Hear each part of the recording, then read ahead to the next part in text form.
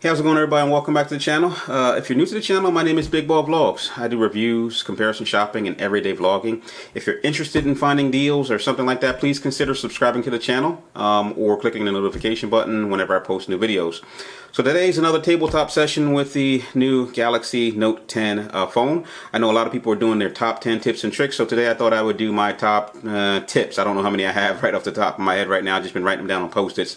But these are my top tips for setting up a new phone. And these are top 10 useful tips, not tricks where, you know, there's something gimmicky about it or something that you don't really need to do, like modifying your animations. These are tips that are going to probably save you a little bit of battery life, a little bit of data, or a little bit of time when you work on your phone, and also make your phone a little bit more convenient to use. So without further ado, let's get into the Big Ball Vlogs top tips for setting up a new Samsung phone, not necessarily a Galaxy Note 10. So first thing I have for you is the tip. It's called the swipe down notification. So if you got a big phone like this, often when you're trying to work with one hand, it is very hard to get all the way up here to your notification bar to swipe down to see what's going on.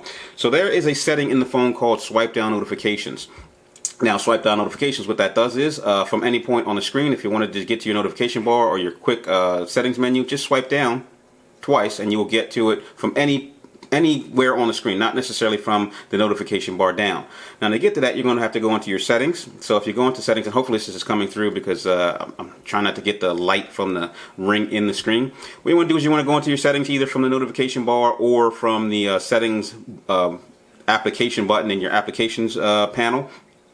Then you're going to scroll down until you find display. You're going to click on display and you're going to scroll down until you hit home screen.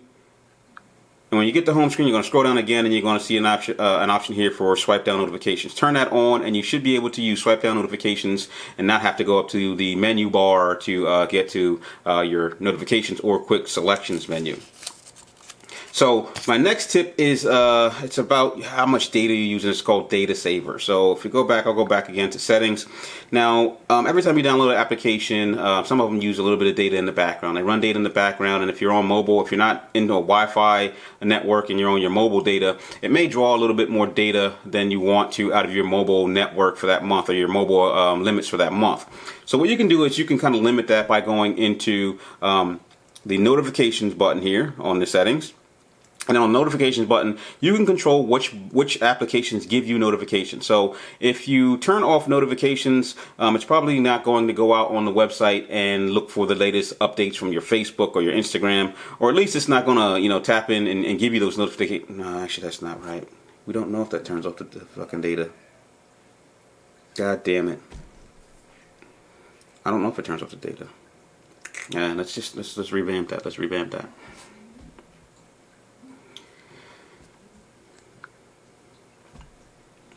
So my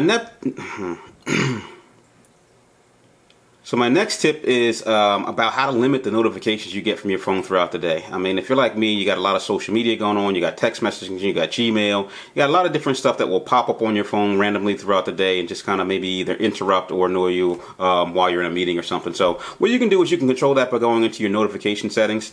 So if you go into notifications from your settings menu, what you see if you click on this, as you got here that says recent sent, if you click on see all, these are all of the applications that I have currently installed on the phone that I have open that are able to give me a notification at the top on my status bar here. So do I need to get notifications from everything? Yeah, I may want to get you a notification from YouTube Studios because it's telling me when somebody's trying to contact me. Facebook, maybe I want to get, you know, some updates or posts. Instagram, yes.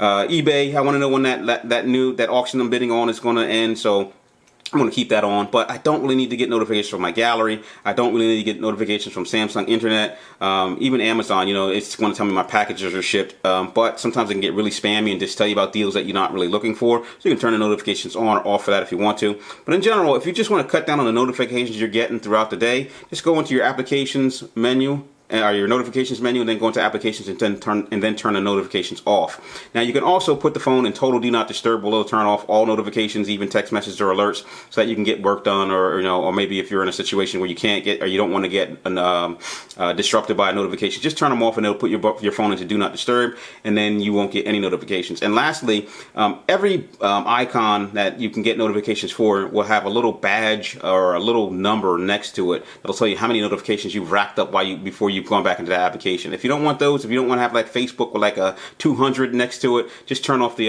little badge for that particular application, and you'll have a clean display. Like I usually like just the application buttons without the little secondary application notification button on top of it. So that's how you kind of control your notifications. Next up, this is a big feature, I guess, for the Note 10. It's the Bixby button. So the Galaxy Note S series had a power button on this side, which they took away, and they kind of put in a soft power button in the settings. What you can do is you can reprogram the Bixby button now to be your power button, or you can use it to launch any application that you may want. So we're going to go back. And we're going to go back to settings, and then we're going to go back to advanced. We're going to scroll down to advanced settings. We're going to click on that. And what you're going to click on is the side key button. Now the side key button will let you get in and change whatever function that side key is used for. So my side key right now, if I double press it, it's going to launch my camera. If I press it and hold it, it's going to be the power menu, which is going to allow me to either restart or turn off the phone.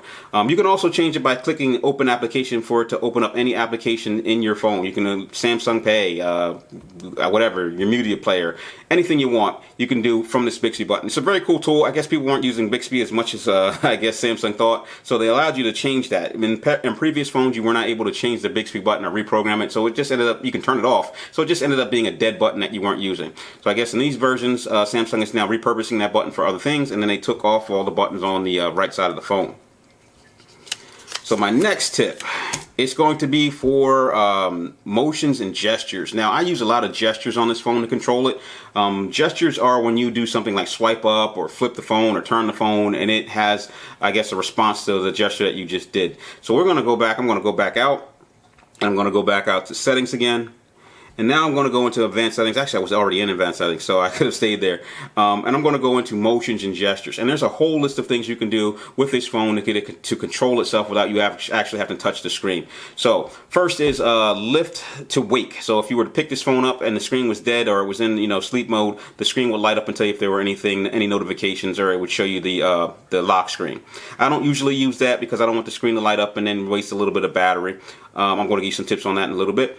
So usually I use double tap. So if I want to see what's going on, if I want to see if there are any notifications I may have missed, I just double tap the screen and it'll light up the lock screen and show me what's going on. The next is Smart Stay. So I never really use that, but Smart Stay it's supposed to keep the phone on if you're looking at the phone while you're like, you may be scrolling through web pages, or just maybe you've stopped and you're reading and you have your timeout, your screen timeout for like 2 minutes, and the screen starts to dim out. It's supposed to keep the screen on while you're looking at it. I've never really used it to test it. Usually I just tap the screen or I'll scroll again and it'll light the screen back up and take me out of, I guess, the beginnings of sleep mode. The next one is Easy Mute. So Easy Mute is actually, I've skipped one. Sorry. The next one is Smart Alert. Now, Smart Alert is if you have text messages that you didn't know that you got while the phone was sitting on the table while you were, in the shower or something. When you come out and you touch the phone or pick it up, the phone is going to vibrate a second or two, and just to tell you there's a notification. I usually do use that because every once in a while you got your phone maybe away from you and you come back and there's an important message, you don't want to miss it. So Smart Alert will tell you, hey, you got an alert here, so go in and check and see what happened. The next one is Easy Mute. Now, Easy Mute is a gesture where you can, if you get a call and you're in the middle of a meeting and you want to hush that call up, you can put your hand over the phone and it will mute the call, or you can place the phone on the table face down and it will mute the call. I use that often because sometimes I'm in a meeting and I don't realize that the phone I didn't turn the sound off, and then I just flip it over real quick. You can also probably get to the side button quicker to mute the call, but it's a cool thing that you can just flip it over and just put it face down on the table and it'll mute out the call. One-handed mode, that's kind of like an accessibility thing where you got a big phone and you can't reach the whole thing when you're using one hand. So in one-handed mode, usually it minimizes the screen and minimizes the keyboard so that you can slide the keyboard from left to right to use it with one hand. Don't really use that as often, but I do use palm swipe to capture, and that's the screen capture feature. You can also capture screens by by pressing the power button and the rocker button for your volume at the same time. But it's easier for me to just swipe it and get a screenshot right there, and then I can go to the capture bar here and edit the photo right from that gesture that I just did.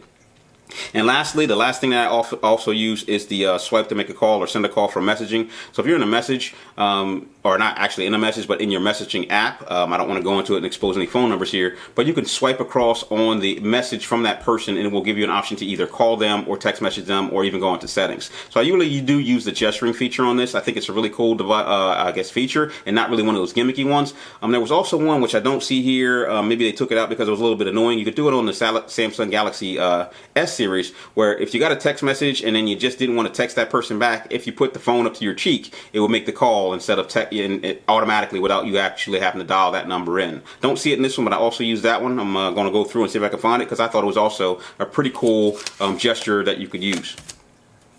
So the next one, my next tip is going to be, and I'll go all the way back because I'm going to have to go back to the main menu for this. It is gesture navigation. So usually, and I'll just show you. If you go into your settings here, let me get into my settings real quickly, because you might not know what I'm talking about when I say navigation. So let me turn it on. Ooh, say done. Okay. So normally there's this navigation panel down here. On old phones where they had the little bezel at the bottom, that was like kind of like in that section of the bottom of the bezel that wasn't really actually your screen. But now that phones are coming out with full screen displays, the navigation buttons are actually built into the screen. So now you shorten the display that you have to use, or to be able to view on. Like if you're watching a video, the navigation bars are going to take up like what, 1/4 of an inch of your screen. So if you don't like the navigation bars like me, or you're coming from that iPhone X, which didn't have any navigation bars on the bottom, you can turn those off. So I'm going to turn them back off. And then we're going to go in and we're going to set these up, and I'm going to show you how to use them. And there's actually a demo in here that shows you how to use them. So we're going to go back into settings.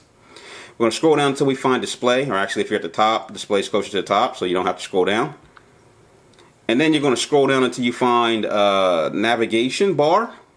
And then when you go into navigation bar, these are the settings for the navigation bar gesture modes. So if you want the navigation bar, you click the top setting. If you want the navigation mode, if you want the gesture mode navigation, you click the second one down, and what that does, it takes away the bar and it explains to you how to use the gesture. So instead of just one physical tap to go back, home, or to your last application, you're going to have to swipe up from the bottom. Now, if you're new to this and you want to just get used to it, they also have gesture hints. So if I hit that, now you probably can see that it put 3 little lines here that gives me an indication of where I need to swipe to use those gestures. I don't usually use that. I got used to it really quickly, so I turned that off. There's also block the gestures from the S Pen. So if you have the S Pen out and you're trying to draw or write close to the screen, you don't want it to go back on you. That can be annoying when you're actually scrolling with one hand too. Sometimes I'll go too far to the bottom of the screen and I'll scroll to the center and it'll go back to the home screen. But at least for the S Pen, I know because you're going to be using it probably to write down to the last corner, it won't make it go back or to home or to the last application. Another cool feature that I use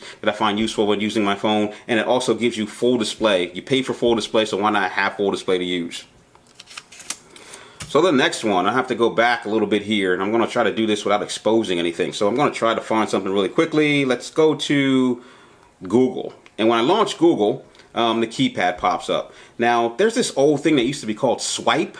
And swipe was when you just swipe across the keys, and if you swipe from like W to E, it would predict that you were trying to type in E, and if you swipe from W, H, E, N, it would know you typed in when. Nobody actually uses that anymore, I don't think, but it's still a feature that's built into. But I have a more useful use for the keyboard pad than the swipe feature, and that's called trackpad. So if you take the little button here and you click on it, actually no, it's not that, I'm sorry. If you click on the gear button here, again, you're going to get to the settings for the keypad. And in here, which I set this up and then I forget where it is, but there's a shortcut, swipe to touch, here we go.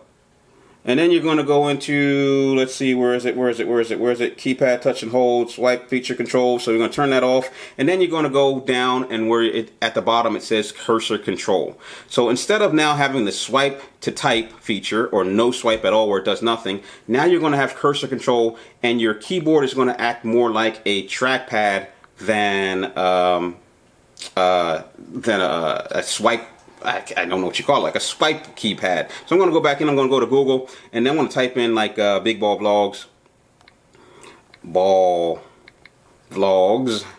Now, let's say I messed up and I wanted to go back. You have two ways to do that. You can kind of like hold on it and like get that little bubble to pop up there and move it over or move it over that way. Another way you can do it is now use a trackpad. So now all you got to do is hold on to the trackpad and slide around, and it will move through. And especially if you got multi-line text, it will move the cursor for you. Very cool feature. I like this very much more than the swipe feature of texting. I don't know who uses that or if they've ever used it, but this is a cool feature, and I suggest that you try it because it helps you get to those spaces without having to be like, oh, I missed it. I went there, I tapped on the thing, and now it's asking me to paste. Just scroll around on the keypad, and it'll put the cursor in place for you. So the next tip, let me go back to my home screen, and then I'm going to go back to settings real quick, and I'm going to scroll down, and we're going to go to display. The next screen, the next tip is it has to do with the screen as you see it right now. The screen is dark, and the reason the screen is dark is because it is in night mode. So if you want to save a little bit of battery, it's really important that you manage your screen usage. So if you watch videos all day long, or if you're on your phone all day long with the screen on, or anything that keeps that screen powered up, it's going to drain your battery really fast. The way that you can save some battery without draining, the way you can save some battery, by making a couple little changes to your settings is first adjusting the brightness on your screen. You can do that by turning on the adaptive brightness. So if you're indoors, it's going to be a little bit dimmer, and if it's outdoors, it's going to be a little bit brighter. But the thing I like to do is, because we're often on our phone not doing anything that needs a super bright light, is I put mine in night mode, and it gives you this black display. Right? If you have it off, you're going to get the white display. Now, running a white display in Quad HD for periods of time, it's definitely going to drain your battery. There's also a way to save some battery. I guess you can go into like power save mode and other stuff like that. But I also like this because, like, say you're in a movie theater and you just have to check to see what that last message was about or that last notification. It's now not going to light up the whole screen when you light up the whole movie theater when you take your phone out and click the power on button and check it, because everything's going to be in a dark theme. So that's another tip that I like to use. The next one, let's see, what do we got? We got app notifications. So app notifications, I think I already did. Did I not do app notifications? No, I didn't do app notifications. I did how to save some data, but I think I based it around app. No, I think I did it backwards. I did app notifications for saving data. So now let's do data save. Did I do data save? I can't remember. I'm at the end of this video and I can't remember. So I thought I did app notifications, but I probably shot this video so many times that I'm confused now. So data save is where you want to turn off the data in the background so that you don't use a lot of data from the applications. So maybe I did not do app notifications. Oh man, this is embarrassing. This is embarrassing. So let's just go through it really quickly because I don't know which one I did. Connections, and then we're going to go into connections, and then we're going to go into data saver. And data saver, I think I did this. You go into data saver and you turn that on, so now your applications that are running in the background won't use data as you're using them. Now notifications is what I wanted to tell you about, and hopefully I didn't explain that wrong in the beginning of this video because I really don't want to go back and shoot it. So notifications, what you're going to do is you're going to go down, you're going to go into notifications, and then you're going to look at all your notifications that are running, and then you're going to turn those off. I think I confused those two settings. I think they both do the same thing. They cut off the amount of data that you're using and the annoyance of particular, I guess, notifications that you don't need. But in general, something I turn on or turn off so I don't kind of like get annoyed by the phone or run up my data or run down my battery. And the last one is a very cool feature that I use just to keep my phone fresh. You're probably doing multitasking and it's probably sucking up a lot of resources memory-wise. I usually load up the optimization widget. Now, if you don't know how to load up a widget, you kind of hold on a blank part of the screen, or you can go through the themes menu, and I think widgets are in there. But if you hold on a blank part of the screen, you're going to get to this little menu here at the bottom, which is for widgets. When you click on that, that's going to give you all the different widgets that come with applications that you can load up as like icons or shortcuts on your desktop or your home screen. I said desktop. I usually load up the optimization one. If you click on optimization, it gives you two different kinds. It gives you just that one optimization button. But I usually load up the bigger one because it gives you different options that you can do individually. And what I'm going to do is I'm going to go back to the home screen. As you can see, I have it right here.